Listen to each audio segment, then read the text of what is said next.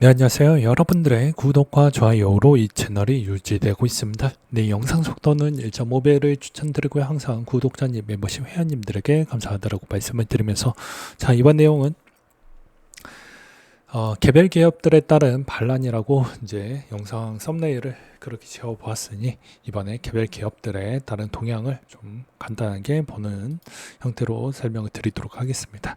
일단 샤프링크가 이제 계속 매입을 꾸준하게 해주고 있는 실적을 볼 수가 있을 것 같고요. 이걸로 이제 알 수 있는 점은 샤프링크가 이더리움 재단 대비보다 더 많은 물량을 가지고 있다라는 게 그만큼 진심이다라고 볼 수가 있을 것 같습니다.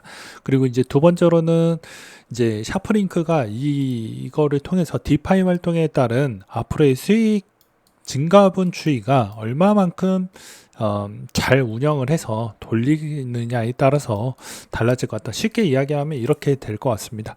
이제 김모 씨가 있고 박모 씨가 있다라고 가정을 한번 해봅시다. 예, 김모 씨가 예를 들어서 원금이 10억 원이 있어요. 근데 이자를 어떻게 잘 굴려가지고 주식이나 뭐 은행 이자 뭐 이렇게 뭐 매칭을 해가지고 포트폴리오를 잘 맞춰가서 이 10억을 운영을 할 때 7% 낼 수 있을 만한 부분을 내는 사람과 박모 씨가 똑같은 10억을 가지고 있지만 그냥 예금했다가 그냥 파킹만 해놓고 내버려 두었을 때 한 2%를 받고 있는 사람과의 차이라고 보시면 될 것 같습니다. 즉 디파이 활동도 얼마나 스킬이 어느 정도가 되느냐에 따라서 좀 이야기는 달라질 수 있다. 그리고 그게 이제 샤프링크가 이제 나중에 그게 실적이 어느 정도 잡히게 되겠죠. 그거에 따라서 여러분들이 자체적으로 평가를 해보시는 방향으로 보셔도 되고요. 그 다음에 이제 가상 시나리오를 몇 가지를 좀 돌려본다고 하면 이제 컨센시스가 나중에 상장을 하게 될 것인데, 그러면 컨센시스의 프리미엄을 높이기 위해서는 샤프링크가 레버리지를 더 많이 써야 됩니다. 그래야 이제 우리의 그 대머리 형님 조셉 루인이 실질적으로 보유하고 있는 이 기업의 가치가 높아지게 되는 형태니까 조셉 루인도 돈 벌려고 하는 짓거리겠죠. 그래서 이런 부분이 있고, 여기서 추가적으로 또 본다고 하면 우리가 운영을 했었을 때 운영에 있는 그런 효율적인 실명이 잘 안 나온다라고 해서 그 자금을 위탁 형태로 넘길 수도 있습니다. 왜냐하면 이제 여러 가지의 그 컨센시스의 그 매출 구조를 보게 되면요, 7%밖에 안 되긴 하지만 뭐 스테이킹 부분이나 이런 부분이 어쩌다 보니 샤프링 그 측에서 그냥 자체적으로 레버리지만 일으키고, 어떻게 보면 이제 크립토에 있는 자산은 다른 전문 업체에다가 위탁을 할 수 있는 가능성도 열려져 있다 정도로만 가상 시나리오를 한번 새겨보기도 했습니다. 그리고 이제 이걸로 이제 알 수 있는 점은 앞으로 이제 이런 단계별로 맞췄을 때 이더리움이 솔라나 대비보다는 이런 구도에서 더 좋은 입지와 그리고 나와 같은 VCA들에 있는 구축이 탄탄하다라는 걸 또 보여주었기 때문에 샤프링크는 나쁘지 않을 것으로 보고 있는 실정입니다. 그래서 최근 동향을 보게 되면 이제 여기서도 SBET가 최근에 좋았지만 조정이 나왔을 때 한번 접근을 해봐라. 최근에는 좀 많이 올랐으니까 100% 넘게 올랐으니까는 약간은 조정이 나왔을 때, 아니면 장기적으로 보시는 분들은 그렇게 해가지고 계속 이제 얘네들이 디파이 활동에 따른 수익을 뒤에서 헤쳐먹는 게 있는지, 아니면 그만큼 잘 모아가지고 수익성을 잘 내고 있는 방향의 비즈니스 구조가 보인다고 하면 그쪽에 베팅을 하는 게 맞다라고 볼 수가 있을 것 같고요. 그 다음에 이제 CCCM이라고 있습니다. 이 CCCM도 이제 비슷한 모델링이라고 볼 수가 있는데, 조만간 상장한 지는 얼마 안 됐죠. 그러다가 이제 같은 비트코인 빔을 맞고 좀 내려왔습니다. 마찬가지로 이제 비슷한 모델링인데, 이제 이 회사는 합병을 통해 가지고 이제 진행을 했어요. 그래서 이제 막대한 비트코인을 가지고 있는 물량이 꽤 많습니다. 4,900개 정도를 가지고 있다 보니까 그걸 자산 가치 평가액으로 간주를 했었을 때 그래도 어느 정도 이점이 있다. 그러니까 이 말의 의미는 비트코인이 좀 더 많이 올라갈 것 같다라고 하면 여러분들이 생각했던 이 모델링 중에 하나는 타야 된다라는 거예요. 이 비트코인 에셋으로 가지고 있는, 이 비트코인 에셋을 가지고 있는 개별 기업들 중에 내가 특정 하나는 베팅을 하고 있어야 된다라고 말씀을 드릴 수가 있을 것 같습니다. 그 중에 하나가 이제 CMMM 쪽에서도 이제 그런 움직임을 보여주고 있기 때문에 자세한 내용까지는 확인이 자료 부족으로 그것까지는 좀 힘들어서 이쪽도 이제 이 정도에 있는 물량을 가지고 있고, 그 다음에 추가적으로는 이제 솔라나를 모으는 쪽입니다. 솔라나를 모으는 이제 대표적으로 DFDV가 있는데요. 여기에서도 이제 보게 되면은 전환사채 부분을 어느 정도 써가지고 커버를 하려고 합니다. 그래서 1억 달러 대충 한 1,400억 원 정도에 있는 유동성을 일으켜가지고 솔라나를 매입하겠다라고 했고요. 그 다음에 비슷한 모델링으로 아마 갈 것으로 보여집니다. 왜냐하면 솔라나 안에서도 이제 스테이킹이 가능한 부분이 존재를 하기 때문이죠. 그러니까 마찬가지로 누가 더 잘했냐 부분은 개별 기업이다 보니까 개인보다는 스테이킹 능력 추이는 좋고, 그 다음에 디파이 활동도 더 좋겠지만, 그거를 얼마나 잘 끄집어내서 이제 기업의 수익성이 극대화 잘 보여줄 수 있는지가 올해 하반기 실적을 보게 되면 아마 알 수가 있지 않을까라고 저는 보고 있는 시장입니다. 그래서 이쪽 동향 추이를 보게 되면 축적량 부분에 따른 언급이 좀 많이 있어요. 그러니까 즉 비트코인은 어느 정도 초과분을 넘기려고 한다고 하면 솔라나 부분은 스테이킹을 통해 가지고 실제 수익을 어느 정도까지 끄집어 올리느냐가 개별 기업들의 능력치로 저는 좀 보고 있는 시장입니다. 그리고 이제 마찬가지로 이제 MSTR가 좀 돌려보았을 때 대부분 이제 그만큼 비트코인 시장에 미친 영향 강도가 상당히 크다라고 볼 수 있죠. 왜냐면 이제 MSTR과 비트코인 부분을 보았을 때도 여전히 똑같이 가기 때문에 솔라나와 DFDV도 마찬가지라고 보시면 됩니다. 그러니까 즉 솔라나가 급락이 나오게 되면 DFDV는 전환사채에 있는 비중으로 썼기 때문에 레버리지, 엄밀히 따지면 레버리지를 더 많이 썼다라고 보시면 됩니다. 그러니까 내려가는 가중이 더 커진다라고 보시면 되겠죠. 그렇게 보시면 됩니다. 그리고 앞으로의 이제 좀 차이점은 재무제표가 안 되는 애들은 초반에는 인기를 끄집어 올렸지만 샤프리크처럼 계속 사줄 수 있을 만한 능력이 되는 애가 있고요. 안 되는 애가 있습니다. 왜냐하면 이제 솔라나 추가 매수 계획이 아직 나오지 않았다라고 이야기를 했죠. 그만큼 재무 건전성이 한계점이 도달하는 그런 애들이 존재를 한다 라고 이야기를 드리고 싶습니다.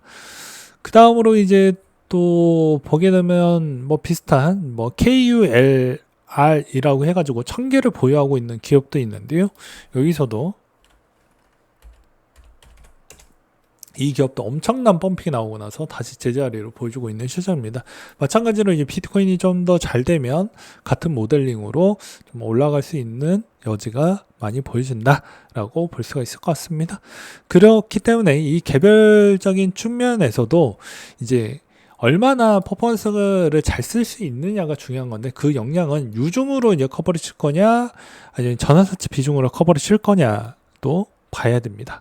그리고 현재 가격 추이 부분도 적정 가격 추이인지도 좀 볼 필요성이 있다라는 거예요. 또 이제 UPXI라고 해가지고 이쪽도 이제 마찬가지로 솔라나를 모으는 쪽인데 유중과 그 다음에 전환사채 비중을 어느 정도 써가지고 이제 자금 조달을 좀 하려고 한다. 근데 실질적으로 5천만 달러 정도라고 하면 좀 적죠. 그러니까 샤프링크보다는 좀 자금 모집이 좀 덜한 기업이다라고 보시면 됩니다. 그래서 개별적으로 보게 되면 솔라나에 있는 그 그룹망 대비보다는 이더리움 그룹망이 좀 더 VC 애들이 지원 부분을 좀 더 많이 해주고 있는 실정이다라고 보시면 될 것 같습니다. 왜냐면 저 뒷배에 있는 애들이 대부분 VC 애들하고 그 다음에 크립토에 연결되어져 있는 애들이 좀 더 많이 있기 때문입니다. 그래서 이제 여러분들이 여기에서 이제 선택적 사항이고 여기서 더 많이 늘어나긴 할 건데요. 뭐 국내에서는 비트맥스가 있고요. 그 다음에 최근에 이제 SGA라고 해가지고 메타플래닛이 이거 최대 주주로 올라왔던 쪽도 이렇게 급등이 나와주고 있는 시장입니다. 물론 이제 국내 거는 워낙 말도 많고 뭐 이게 그렇다 보니까 모르겠어요. 솔직히 말해서 뭔 생각인지도 모르겠고요. 아무튼 약간은 순수한 의도로 접근을 하면 저것도 답이긴 하지만 워낙 국장이 더러운 짓거리를 워낙 많이 하다 보니까 차라리 해외 거 위주로 좀 보는 게 더 낫다. 왜냐면 미국은 SEC가 보여줄 수 있는 퍼포먼스를 다 보여줍니다. 뭐 이해관계를 떠나서. 근데 국내에 있는 금감원은요, 여러분들을 우선적으로 챙겨주지가 않아요. 그게 가장 큰 차이점이라고 보시면 됩니다. 아무튼 저는 개인적으로 만약에 솔라나를 모아가 있다라고 하면 DFDV가 그나마 좀 현재로서는 분석을 했었을 때 좀 괜찮다라고 보고 있고, 그 다음에 이제 두 번째로 SBET 정도로 볼 수 있습니다. 이건 이더를 모아갈 때 말이고, 그 다음에 비트마인이나 이런 쪽은 톱니나 이런 애들이 있는데 왜 이런 쪽은 별로 잘 안 보냐라고 이제 물어보실 것 같아요. 그 이유도 있는데요. 그 이유는 톱니의 운영 방식이 저는 별로 좋아하지 않기 때문입니다. 왜냐면 톱니의 운영 방식이 보게 되면 그냥 그 컨퍼런스 콜이나 나중에 있는 이 내용문을 보게 되면 숏을 때려도 되고 롱을 때려도 돼서 그냥 진짜로 그 안에 있는 자산 운용사에 있는 특징을 그냥 가져버렸기 때문에 그게 별로 좋지 않는다라는 것과, 그 다음에 비트 디지털 같은 경우에도 보게 되면 비트코인을 전량 매도를 하고 이더리움으로 선회를 했습니다.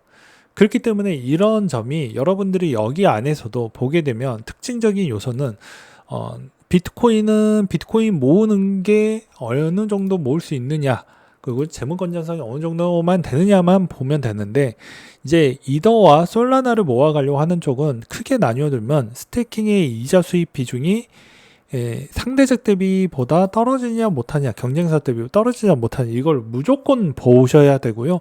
그 다음에 두 번째로는 앞으로 계속해서 적립식으로 모아갈 수 있을 만한 그런 포지션을 있는 미래의 로드맵을 좀 보여줄 필요성이 있습니다. 그냥 잠깐 모았다가 한 테포 좀 많이 쉬고, 잠깐 모았다가 한 테포 쉬면 이건 개인하고 똑같은 포지션이잖아요. 그러면 안 됩니다. MSTR처럼 계속 좀 축적을 해나가는 모습을 계속 보여주어야 된다라는 거예요. 그래서 이런 점이 좀 있다라고 말씀을 드릴 수가 있을 것 같습니다.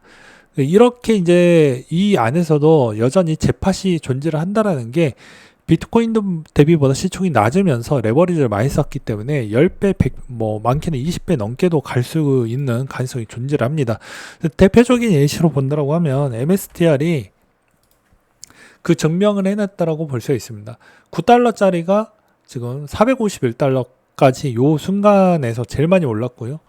그 다음에 또 비슷한 예시를 만약에 본다라고 하면, 이제 이더리움을 준비하고 있는 쪽도 이더리움이 계속 우상향한다라는 전제 조건이라고 자산군이라고 치면 더 올라갈 수 있는 가능성은 존재가 열려져 있다라고 볼 수는 있겠죠. 그 대신 이더리움하고 솔라나의 최대 단점은 새로운 경쟁 플랫폼 코인이 등장할 수 있다라는 것도 여전히 남겨져 있고요. 그 다음에 이제 두 번째로는 이제 그만큼 추가적인 부분에 따른 그런 수익 구조가 계속해서 잘 나올 수 있을 만한 수익 구조와, 그 다음에 업데이트가 될 때마다, 대량 업데이트가 될 때마다에 따른 문제 없이 잘 넘어갈 수 있는지가 항상 그게 변수로 남아져 있다라고 말씀을 드릴 수가 있을 것 같습니다. 나머지 해킹이나 해커 부분은 이쪽에 문제가 있어서 보다는 그건 외부적인 요인으로 인한 문제로 인해서 가격에 영향을 주는 부분이기 때문에, 어찌 보면 재단이 무슨 가격을 내려 후려치어서 그렇게 운영한다라고 보기에는 어렵다라고 판단이 들기 때문입니다. 아무튼 저는 SBT 부분을 계속 모아 가볼 생각을 가지고 있고요. 그 다음에 이제 그 다음에 비율적으로 여기에다가 많은 비중을 가져가기보다는 여기에서도 이게 좀 부담이 많이 된다라고 하면 여전히 이제 이더유나 이더 T 쪽으로 가셔도 되고, 그 다음에 MSTR이 좀 많이 올랐기 때문에 상대적 대비 손이 잘 안 가시는 분들은 세컨더리 쪽으로 보시는 게 맞습니다. 아까 이제 보여드렸다시피 비트코인을 모아가는데, 모아갔던 애들 중에서 상대적으로 진짜로 그렇게 모아갈 만한 메타 플래닛처럼 그렇게 보여주기만 하면 그렇게 많이 올라갈 수 있거든요. 그러니까 나머지 애들이 진짜 그런 모습을 보여줄 수 있다라고 하면은 아마 그런 애들이 등장할 것으로 보여집니다. 그러면 이제 여러분들 여기서도 선택이 남아져 있죠.